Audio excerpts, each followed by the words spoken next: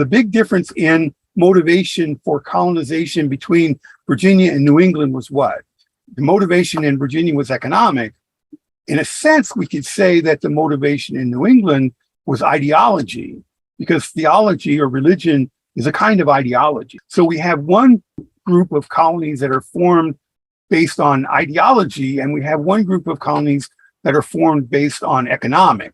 Okay, let's go a step further. The geography of New England is very different from the geography of the Tidewater region. First of all, it's much healthier, but also it's heavily forested. It's got rocky soil, so it's not suitable for plantation agriculture. Okay, they can't grow tobacco in New England or any other plantation crop. And instead, what they form are small farms, family farms. And the problem with their family farms is that these Protestants don't practice inheritance in the same way as Anglicans or Catholics.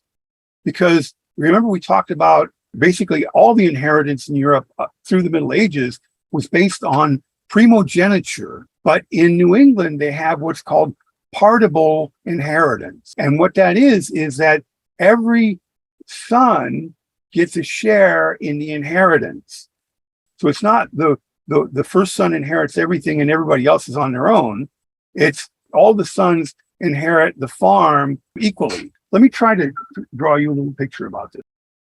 So let's say we have an estate that is owned by a Catholic, and he has 7 sons, and when he dies, only one inherits. And so what that does is it keeps the estate together.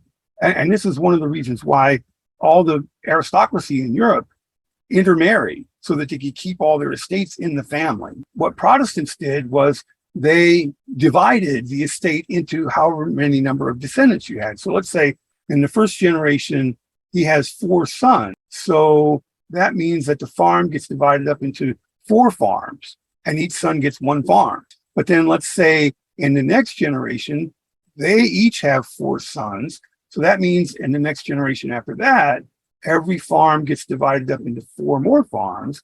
And so eventually what's going to happen is it will reach a point where they cannot support the family. So what happens then is that the children of the settlers who can inherit, but the farm's just too small to actually work, will look for other ways to make money.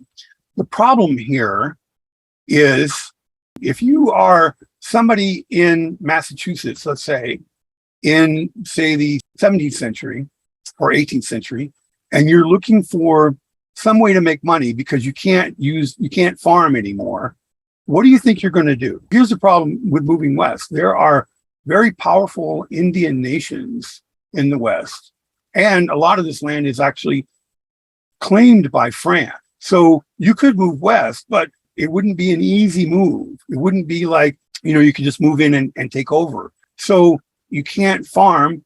You can't really move. Some people do move. Eventually they will move. But for the most part, you're going to be looking for work. And where are you going to find work? Well, you find work in the cities. And so what ends up happening, there develops 2 different economies. One was timber, logging. The idea of logging was that you could cut down trees and they could use them to build ships. They could use them as masts to build ships. So shipbuilding becomes a big industry, and also commercial fishing. And Boston then becomes a center of trade. Okay, so Boston actually is really the focal point of the slave trade for much of the 18th century in the world, really, because the English slave trade basically was centered in Boston. So what we see developing in New England then is this industrializing economy.